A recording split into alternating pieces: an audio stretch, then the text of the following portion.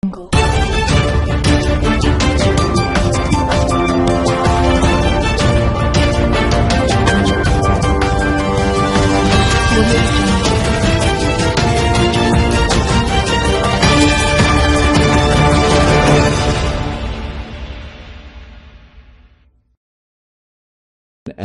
we have a lot to talk about. I mean, right now we have the elections coming up, and we've been seeing chaos throughout the mainstream media. I mean, everything is just happening all at once in the last 3 weeks. As we approach the elections and as, things start to really heat up now because we only have a couple days left, do you think the deep state is going to lose control of the system? Do you think we're on that path right now? And you think they're very worried about this? Well, they're definitely very worried. That's why we've had this Operation Chaos thrown into the election campaign.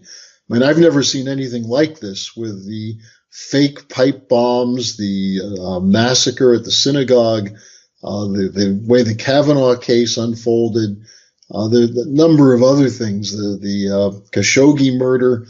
There's just a what you would call a cacophony of events, all of which are designed to negatively affect the support of Donald Trump.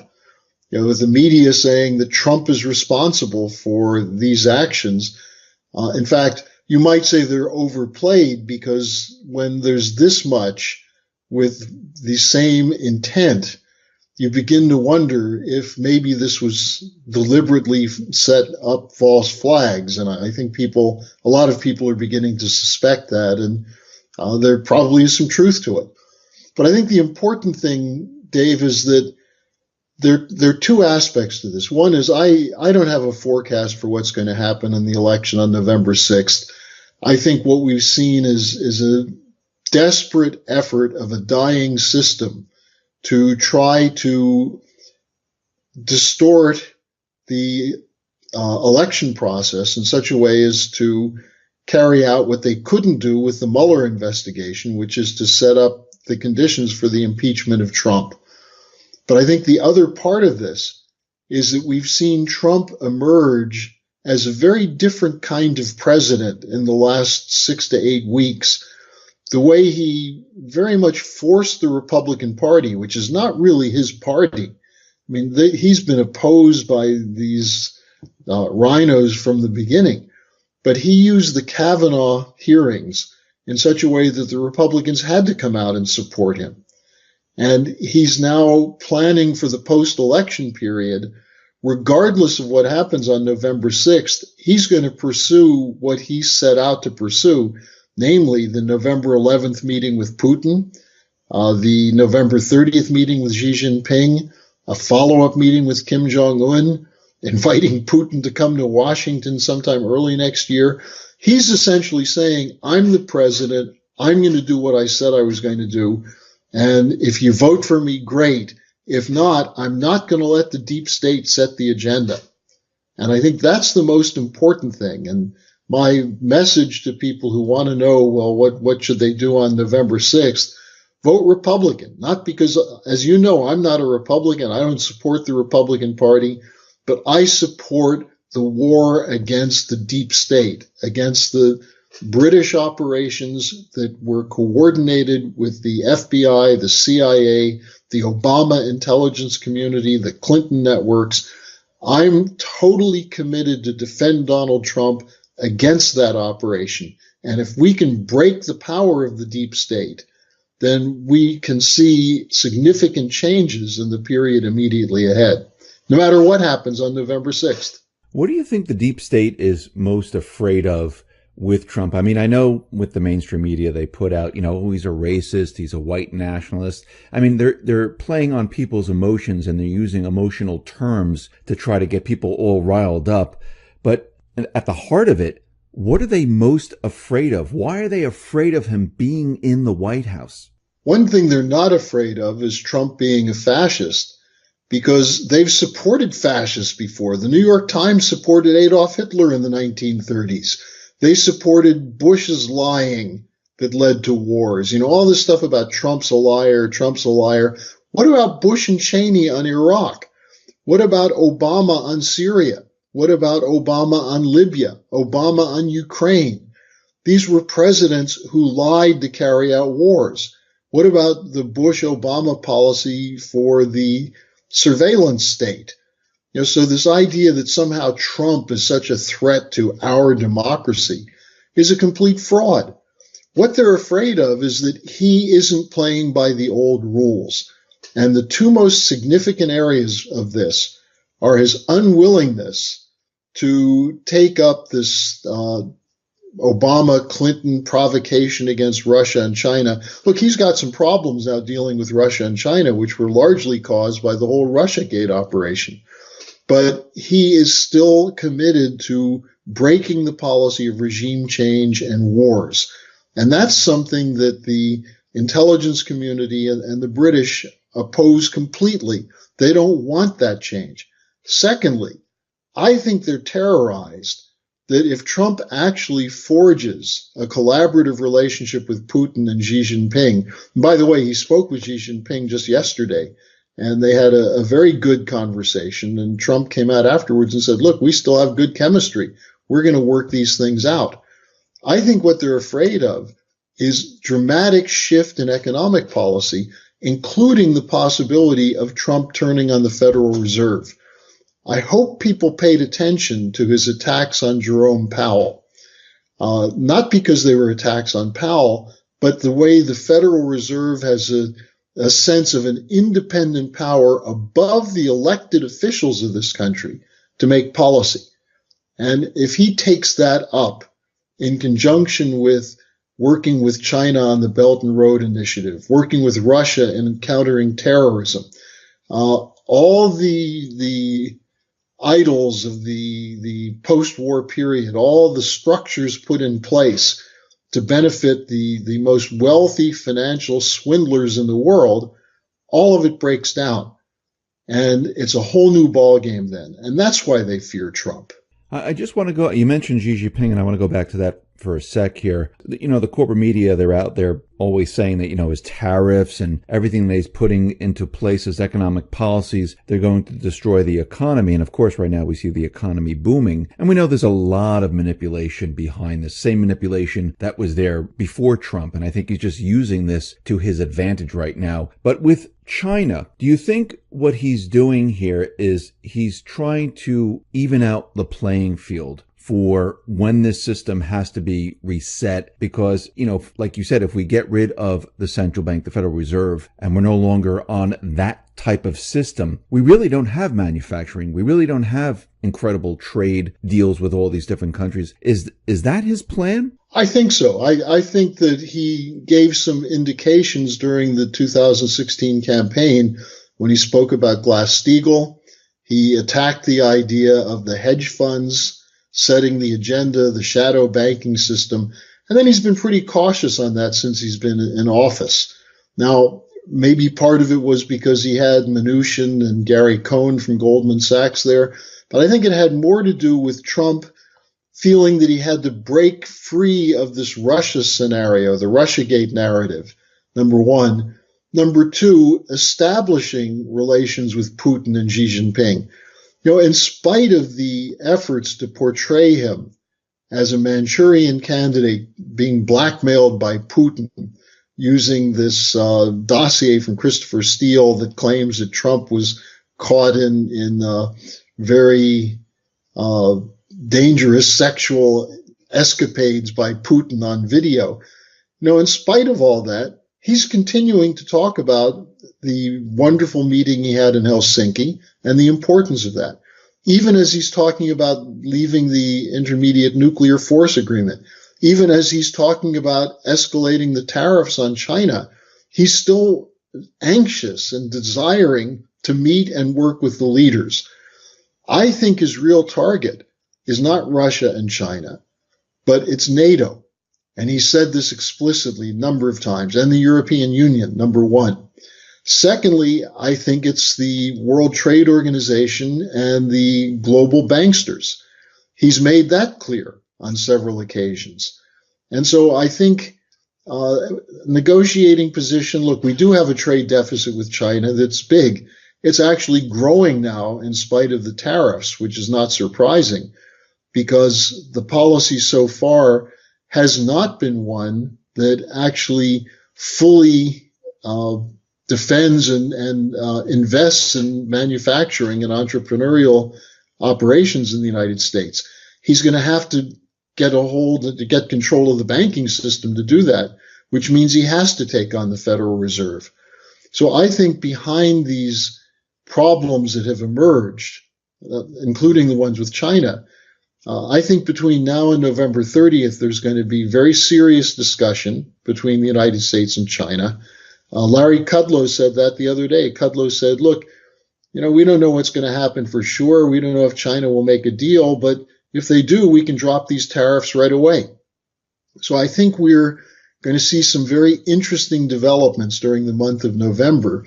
And again, I think Trump is moving in this direction, regardless of what happens in the vote. And look, one thing that very few people have had a chance to do is actually read the transcripts of what Trump is saying on these election campaign visits he's making.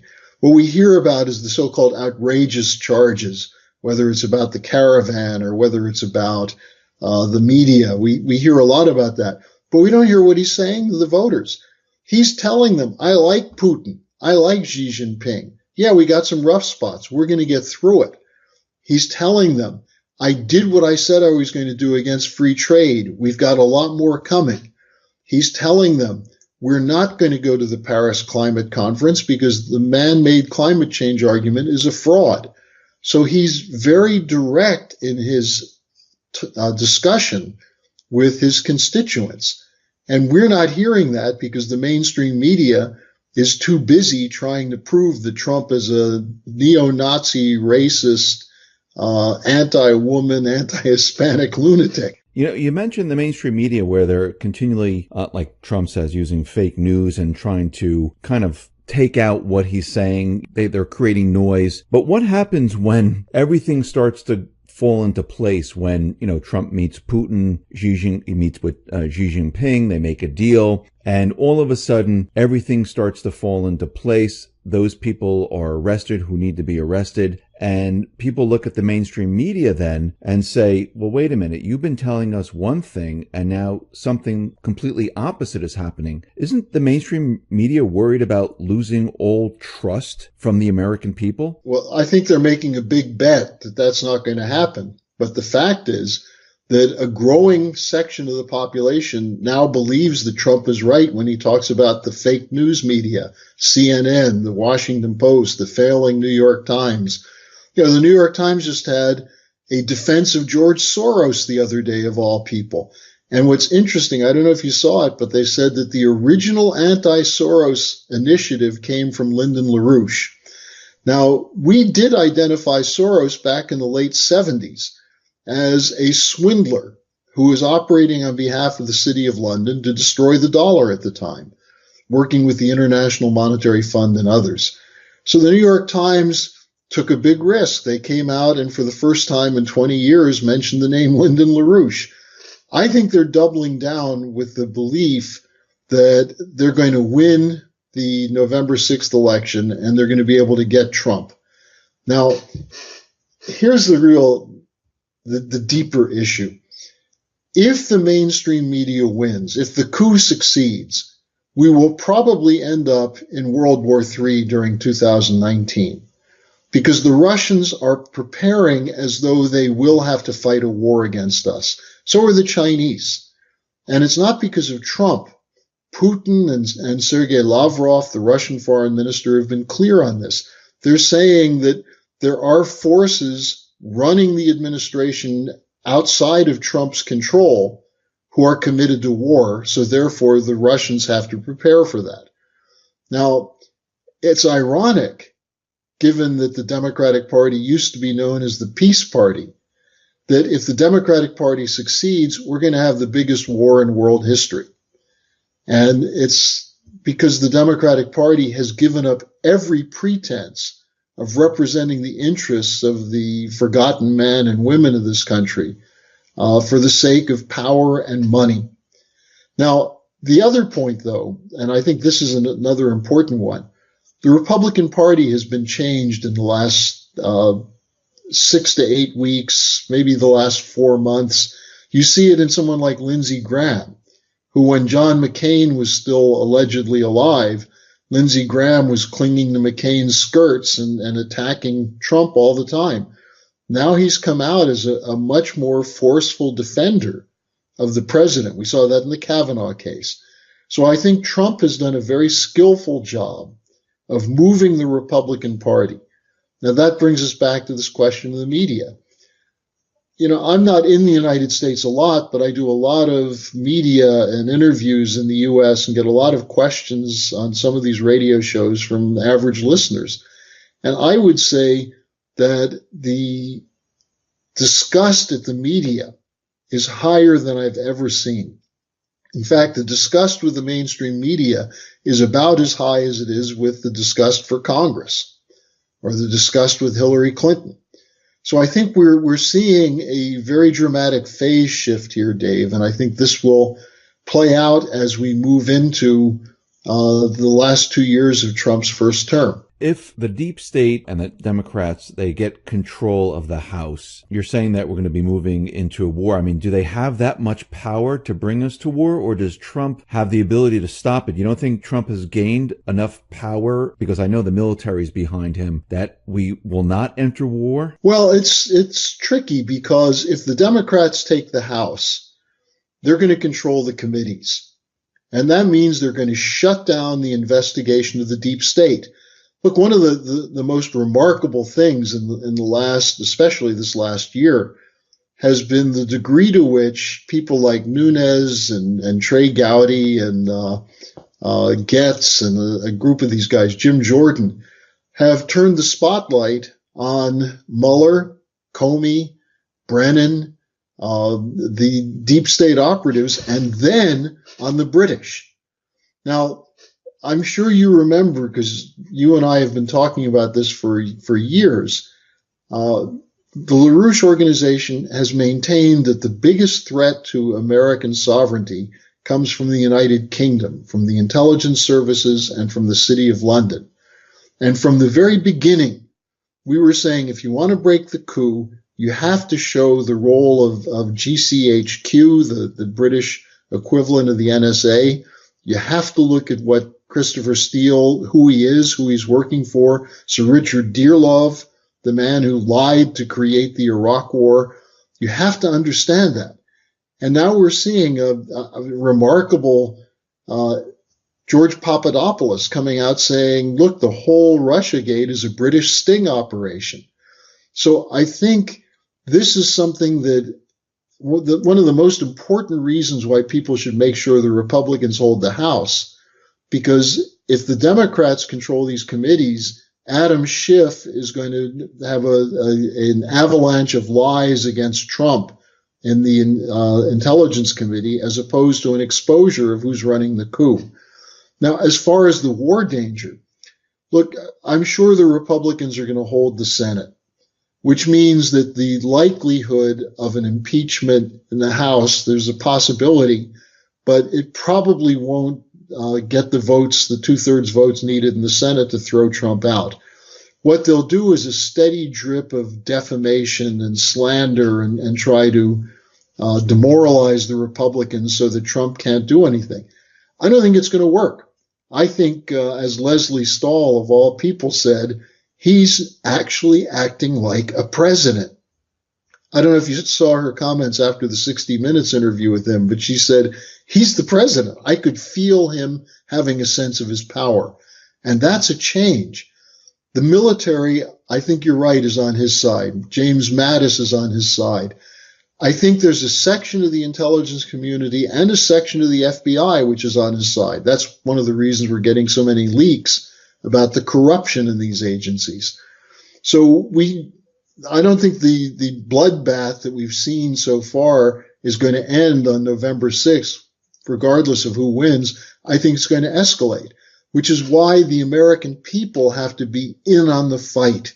This is not a spectator sport. This is our future. We've got to make sure that Trump has the backing of the American people to go out there and crush these enemies of our nation.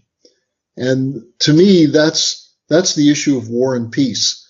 I don't think that Trump is going to launch a nuclear strike against Russia or China or North Korea or anyone.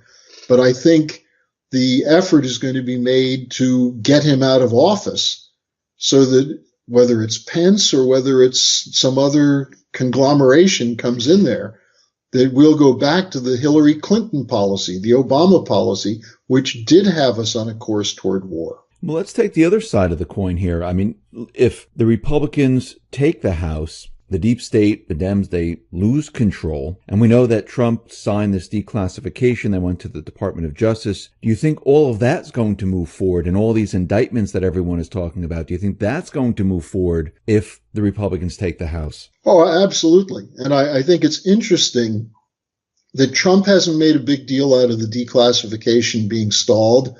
And he hasn't made a big deal about Rod Rosenstein not appearing before the congressional hearings. Why? Trump had a meeting with Rosenstein, and I think there was some kind of agreement that was made that Trump essentially said to Rosenstein, you're either going to come clean or this whole thing's going to blow up. I'll blow it up.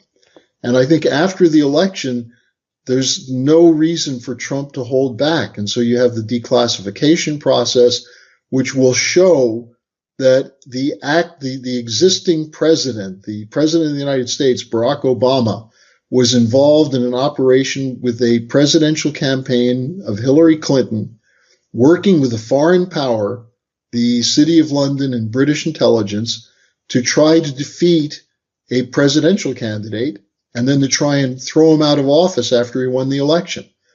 This is, as Joe DeGeneva says, much, much bigger than Watergate.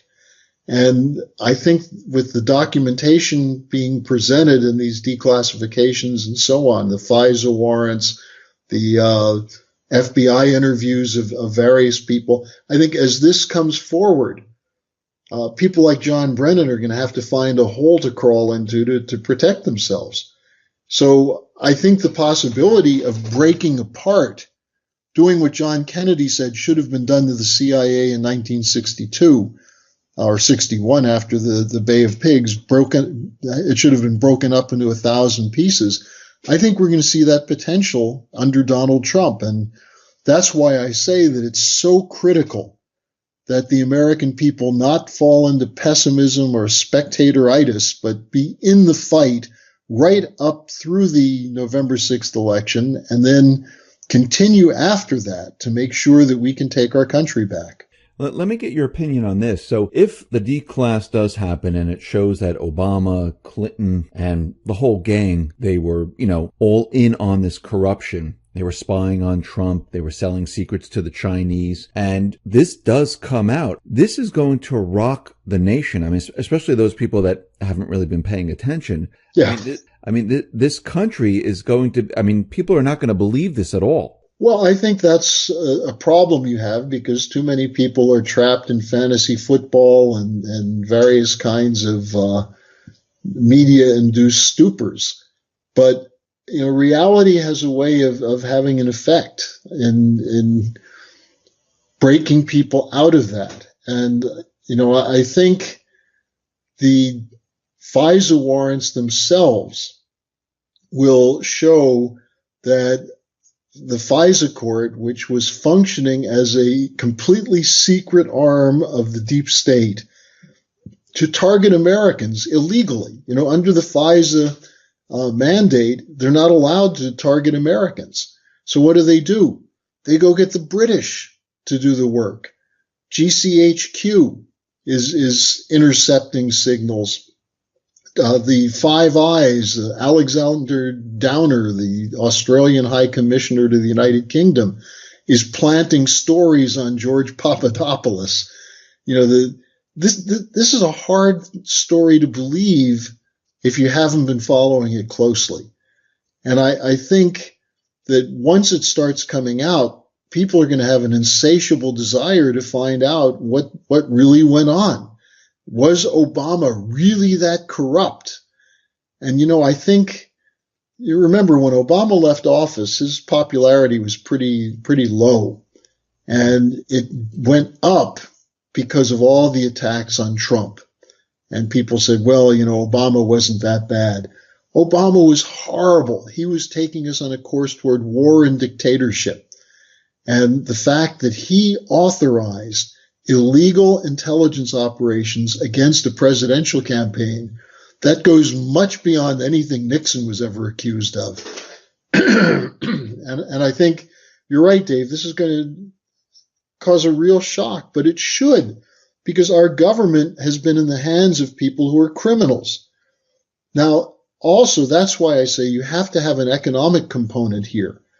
That, we see elements of the economy that are doing well, and that people say, well, this is a real recovery, but we still have not had a significant uptick in manufacturing. Wages are still lagging behind. We've not yet broken, we're in a terrible situation regarding debt. Public and private debt is up 60% since 2008. It's unsustainable. And when people find out, you read in the paper that Jeff Bezos made or lost $12 billion in one day on the stock market, it's unbelievable. And people can't grasp that this is not about business or capitalism. This is thievery. This is swindles, Ponzi schemes, sanctioned by the government because the private banks, through the Federal Reserve and through the City of London, control the governments. So as this story gets out, if it's told properly, I think the American people are going to follow it really closely and be astounded at what we've put up with these last 20 years. At the beginning, when we were first talking, you mentioned the Federal Reserve and how Trump is out there contradicting the Federal Reserve. And you really haven't seen a president do this in a very, very long time. And he even went as far to say that, if the economy implodes on itself, the Federal Reserve is to blame. I mean, from my point of view, it seems like he's setting up the Federal Reserve to take the blame for all of this. Well, and he's right to do so, because the quantitative easing policy, which created the stock market bubble, which, Trump is basically saying now that the stock market is showing the real economy is growing, but it's not. It's still a bubble. But more importantly, by making the Federal Reserve an issue for public discussion, he is setting it up. And you're right. No recent president, I think Reagan once said something about the Federal Reserve. He attacked Volcker. But the last person, and he was shot. Yeah, that's right. Yeah. The last person who really took on the Federal Reserve was John Kennedy in June 1963 with an executive order establishing treasury bills because the Fed was not providing credit to industry. And he was shot. I think that's one of the main reasons they did kill Kennedy. So Trump is taking on the shadow government, whether you want to call it the deep state, the intelligence community, the military industrial complex. He's taking it on. And I get really angry at people who say, well, he's got Bolton, he's got Nikki Haley, he's got Mnuchin, he's got all these bad guys, he's doing bad things. Well, hell, he's fighting the worst bunch of criminals and power-hungry maniacs the world has ever seen. And he's fought them to a standstill with the entire media against him. And he started to expose them so that the Congress was able to have the guts to start telling the truth about who's running Russiagate. The only thing that Congress hasn't done, the Republicans in Congress, is tell you why this is being done. It's not just against Donald Trump.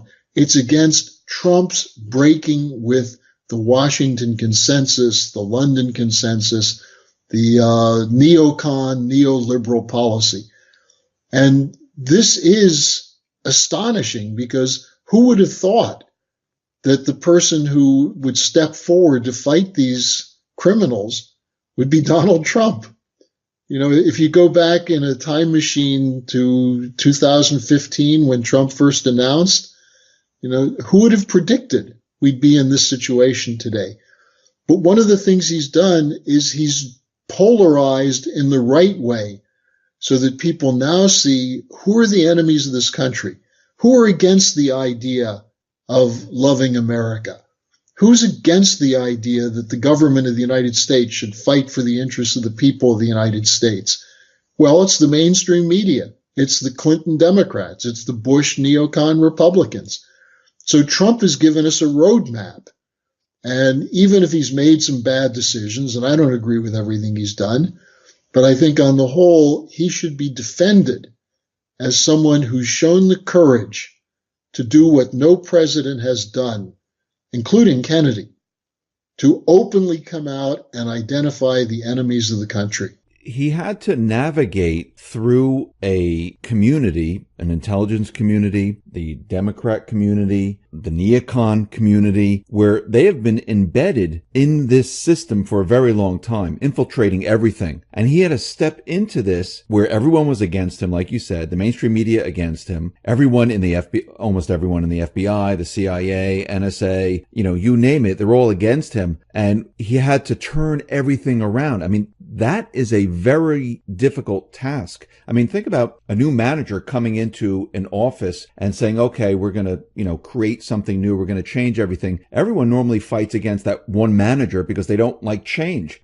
He had to come in and change everything. And it's a very difficult task. And it doesn't happen with the snap of a finger. It's completely impossible, especially if you want to indict people, bring people up to military courts or to civilian courts. You have to change out all the judges. You have to change out everything because most of these people are corrupt, and it's a very long, drawn out process. And I think some of the moves that he made, I think he's done it on purpose to get around certain obstacles and then come back to it and then say, okay, now I don't need that anymore. Let's move forward with this. And I think it's a very difficult process. And I think he's done a great job up to this point. The metaphor of draining the swamp has a certain kind of fluidity to it. But the actual process of draining a swamp is not an easy thing to do, especially when the swamp is filled with alligators and poisonous snakes. And especially when you're there alone, maybe in a canoe or with a machete.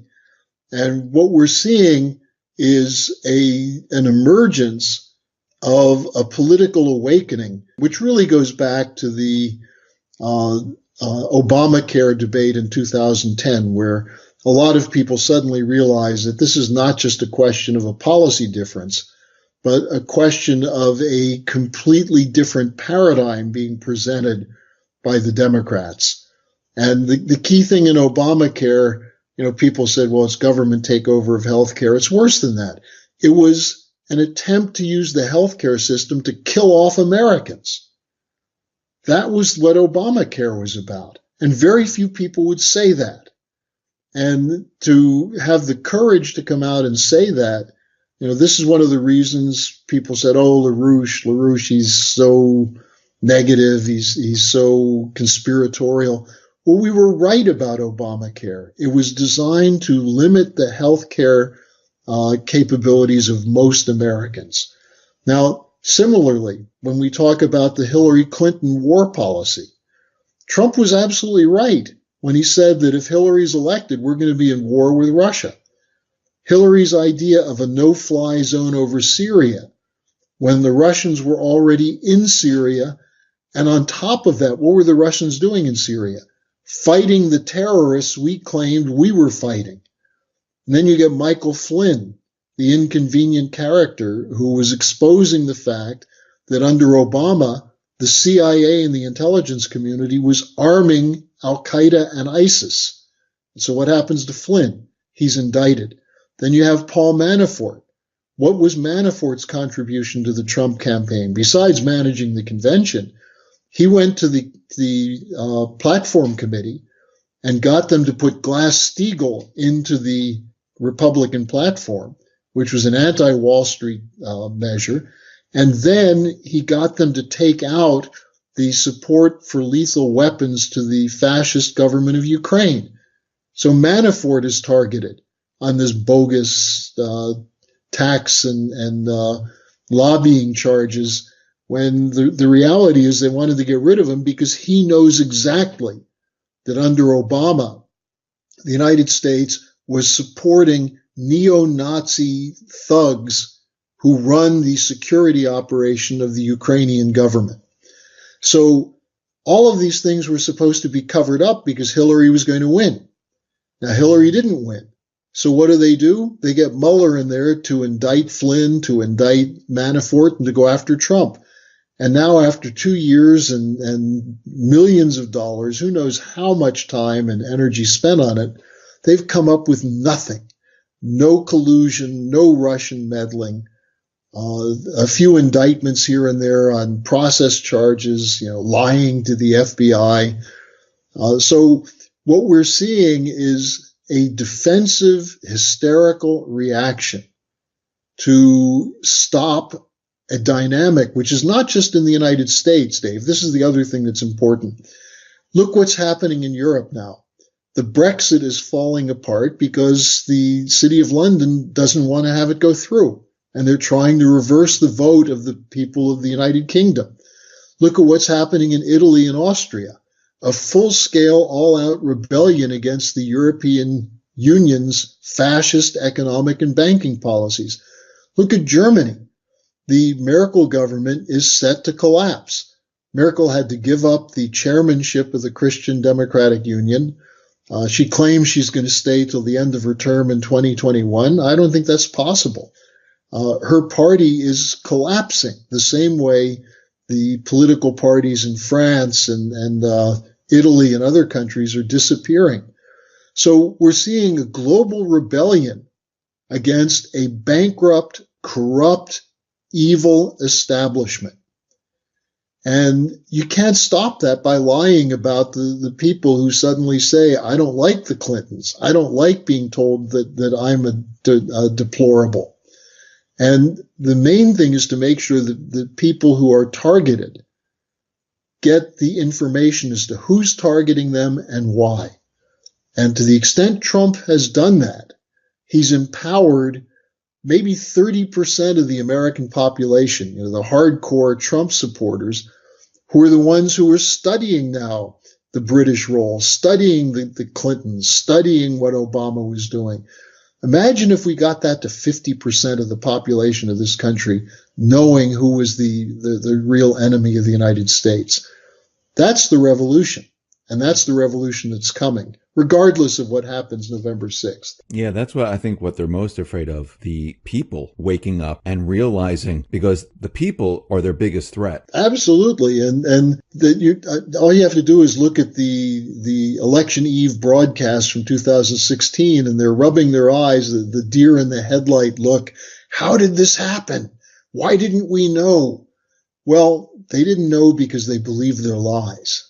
And I think they believe them again. And again, I'm not making a prediction, but I think this idea that the blue wave is going to sweep over everything, unless there's massive fraud run through the National Security Agency and the real meddlers, I think we're going to have somewhat of a standoff on November 6th. And then the real fight is going to begin. And as I said, Trump is moving ahead with his agenda. I think he's got to broaden it now, take up the economic questions. I think his meetings with Putin and Xi Jinping are crucial. Also with Kim Jong-un. Look, the people who were accusing Trump of threatening North Korea and maybe leading us toward nuclear war now are saying that Trump is too nice to Kim Jong-un. And we may have a significant shift on the Korean Peninsula. We already have had it. But a significant shift that occurred because Trump worked with Russia, China, Japan, and South Korea, something that Obama didn't do, that Bush didn't do, and that Hillary Clinton wouldn't have done. We could have an accelerated Trump-Putin collaboration to crush the remnants of terrorism, including who are the supporters of terrorism. The Saudis have generally gotten away scot-free on this. In fact, Mueller and Comey covered up the Saudi connections with Al-Qaeda and ISIS. But, what's happening in Saudi Arabia right now, who knows what's going to come forward in terms of the Saudi role in supporting terrorism. So I really think there's a global revolution underway. And instead of being disappointed that your pet issue is not being addressed by Trump, join the revolution. Let's overthrow this corrupt system and bring about a revival of the American system of physical economy, of a banking system which is not controlled by a few private individuals, but actually is committed to directing credit to physical production, to infrastructure development, to scientific and technological progress, because that's what made our nation strong. And if we get back to that, the deep state is going to be, you might say, in deep sixth.